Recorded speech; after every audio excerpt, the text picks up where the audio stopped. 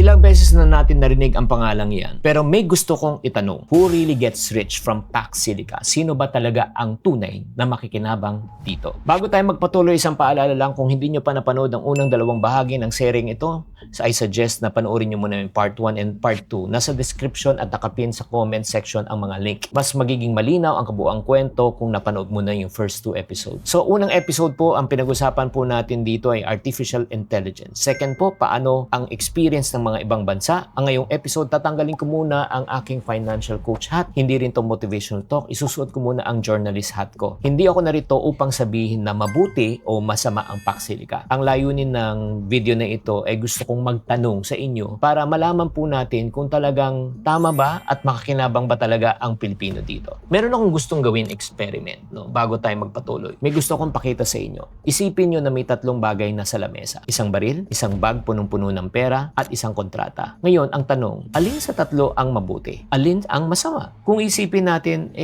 wala. Sa totoo lang, ang baril, ang pera, at the same time kontrata ay neutral siya. Walang konsyensya. Lahat ito ay kasangkapan. Ang tanong lang, sino ang gagamit ng baril? Sino ang humahawak ng pera? At sino ang pipirma ng kontrata? Sa kamay ng isang sundalo o pulis na sumusunod sa batas, ang baril ay pangprotekta. Sa kamay ng isang kriminal, ang baril ay pwedeng gamiting instrumento para manakot at magkaroon ng karahasan. Ganito rin ang pera. Kung napupunta to sa mga taong busilak ang kalooban, itutulong to sa iba. Pero kung napunta to sa mga taong may sariling pang-interes, kakamkamin pa kung ano ang meron sa iba. Ngayon, ilagay po natin ang Pax Silica sa parehong sitwasyon. Sino ba ang pipirma sa kontrata? Itong pipirma ba may magandang interes para sa ating bansa o may sariling pang-interes? Sa totoo lang, ang dapat nating tanong, sino ba nakikipagnegosasyon? Sino ba ang pipirma ng kasunduan? At paano natin malalaman na ang kasunduan na ito ay pabor para sa kapakanan ng bawat mamamayang Pilipino? Isipin mo kung ikaw ang magne-negotiate sa bahagi ng Pilipinas, you are representing the 100 million Filipinos. Anong unang hingin mo? Investment? Permanenteng trabaho? Mas mahabang tax incentive? Technology transfer? Maraming foreign companies na papasok dito? Siyempre, intindihin din natin ang side ng investor. Kung ikaw maglalabas ka ng pera, di ba? Billion and dollars. Hindi basta ka lang papasok. Hanapin mo siyempre, malinaw na batas, maayos na kalsada, infrastructure, at sulit sa pagnenegosyo. At kung ang goal ang usapan, hindi kung sino ang mananalo at matatalo. Ang goal dapat ay magkaroon ng tinatawag na win-win relationship. Di ba? Win para sa investor at win naman para sa ating bansa.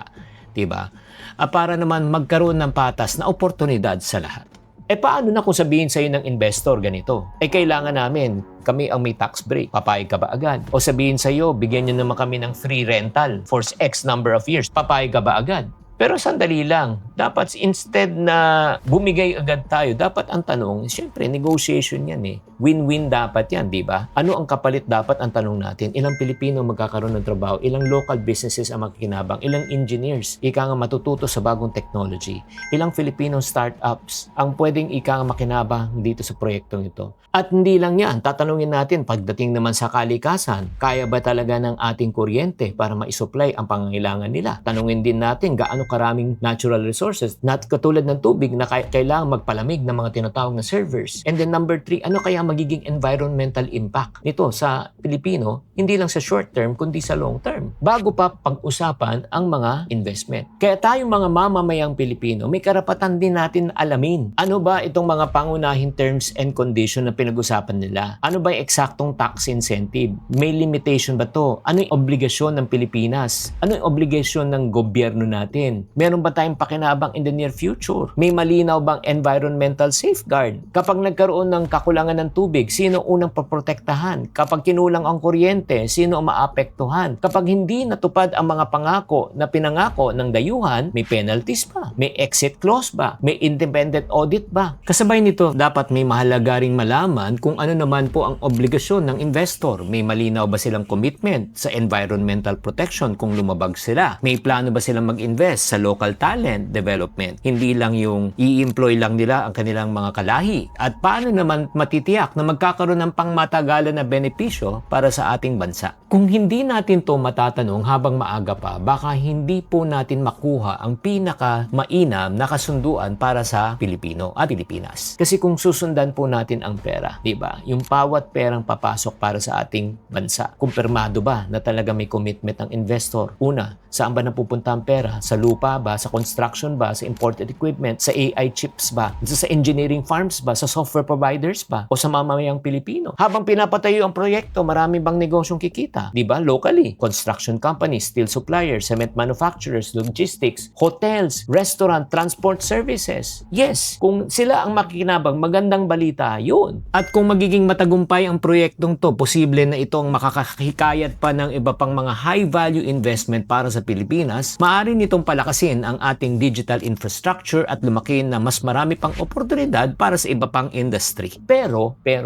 tatandaan po, marami sa mga trabaho nito pagkatapos ng construction, tapos na. Kung natapos ang construction, ano na ang susunod? Ilang permanent jobs ang pwedeng maibigay dito? At iyon ba ay sapat na para sabihin natin na tunay na makikinabang ang ating bansa? Kaya nga ito yung kailangan tanungin natin bago talaga ito matapos. Saan talaga napupunta ang pinakamalaking kikitain? Sino ba talaga ang kikita? Sa global AI industry, ang pinakamalaking kita wala po sa gusali, wala po sa infrastructure, nasa technology, nasa software, nasa IP, intellectual property, nasa semiconductor design, nasa cloud platform, nasa AI models. Bagamat may benepisyo ang host country, kadalasan ang pinakamalaking bahagi syempre ng value mapupunta sa mga kumpanya na nag-invest, nagme-may-ari ng technology, AI model, cloud platform, semiconductor design, at intellectual property. Kaya nga ang tanong dapat natin dito, paano ba aangat ang Pilipinas sa mataas na bahagi ng value chain na ito? Paano ba ililipat itong technology na ito at makikinabang tayo long term? Dahil ang tunay na tagumpay dito ay hindi lamang pagkakaroon ng temporary na income and opportunity. Ang tunay na tagumpay dito ay magkakaroon ng mga Pilipino ng long-term benefit sa project na ito. Kaya nga, huling tanong na lang marami nating naririnig na sa sinasabi ng mga namumuno, ay naku, magandang investment to para sa atin. Pero gusto ko kayong iwanan ng isang tanong. Pagkalipas ng 20 years from now, kapag ang mga anak at apo na natin ang tumingin sa proyektong ito, masasabi ba talaga natin na nakinabang talaga ang Pilipinas o masasabi ba natin na may oportunidad tayong hindi lubos na pinakinabangan? Hindi natin alam ang magiging sagot, pero alam natin ang isang bagay. Ang kinabukasan ng proyekto na ito ay hindi nakasalalay sa pangako at sa laki ng investment. Nakasalalay ito sa mga pagtatanong at sa kalidad ng negosasyon, transparency, and accountability. Hindi rin natin dapat kalimutan ang maraming bansa na gumamit din ng tax incentives upang makahikayat ng malalaking investment. Hindi ibig sabihin na mabuti o masama ang incentive na ito. Ang tunay na tanong ay kung sapat ba ang kapalit,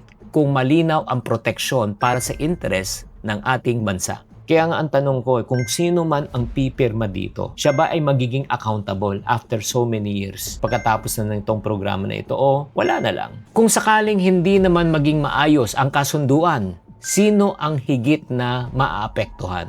At paano natin maiwasan yon habang maaga pa? Kaya may karapatan tayo na magtanong, alamin, bago sana matapos tong negosasyon na ito. Kaya nga, last question na lang. Kung kayo ang makipagnegosasyon in behalf of the 100 million Filipinos, ano ang mga hihingin mo? Ano ang tatanungin mo? Bilang pangwakas, meron pa akong ipapahabol na video na napanood ko lang recently galing kay Carlo Ople. Ito ang sinabi po niya. So sa mga nasa gobyerno na nagtataka kung bakit ayaw ng mga tao sa Pax Silica, simple lang, kasi wala kaming tiwala sa inyo.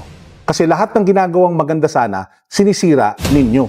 Lahat ng nakakatuwang bagay na makakatulong sana sa Pilipino, ninanakaw ninyo.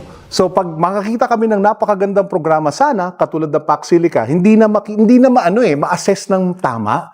Kasi ang nakikita lang ng karamihan ng mga Pilipino is yung mga kagaguhan at katarantaduhan ninyo. Yun yung reason why ang hirap i-push ng Pax Silica. Sa tingin ko ay may legitimate naman na tanong na binabato si Ginoong Carlo Ople at sulit itong pag-isipan. Ang totoong issue po ay hindi po yung Pax Silica project, kundi yung mga taong nangunguna at nagpapatupad nito. Mahirap din sisihin ng mga Pilipino kung bakit marami pong tumututol at nagdududa. Hindi ito nanggagaling sa wala or haka-haka kasi ilang dekada na po tayong nakakita ng proyekto na maganda sa papel pero nauwi sa korupsyon, kakulangan ng transparency at hindi natutupad na pangako. Natural na itanong ng publiko, baka maulit na naman. Kaya bago tayo magtalo sa pabor o laban man sa Pax Silica Project, baka ang mas mahalagang tanong ay ito. Sapat na ba ang mekanismo na para matiyak na magiging transparent, accountable at maayos ang magpapatupad nito? Kung maganda ang project na ito at makikinabang ang publiko at Pilipino, paano mabubuo ang kumpiyansa ng mga tao? Anong mga concrete safeguards na magbibigay ng assurance na hindi na mauulit ang pagkakamali sa nakaraan? Sa huli, baka ang debate ay hindi to tungkol sa project. Ito ay tungkol sa malalim na usapin na kung paano muling mabubuo ang tiwala ng publiko sa mga institusyon nagpapatupad ng malaking pambansang programa. Kayo, ano sa palagay nyo? Mag-comment kayo sa comment section. Kaya simulan na po natin ang mahalagang usapan na bubuo ang ika nga magandang kinabukasan para sa ating Pilipinas kapag ang mamamayan ay nagtatanong, nakikinig at nakikilahok sa usapan. Chinky Tan, with over 6 million Facebook followers, 2.8 million YouTube subscribers, and 2.4 million TikTok fans, is now all out to share with you the most practical, simplest path to lasting wealth.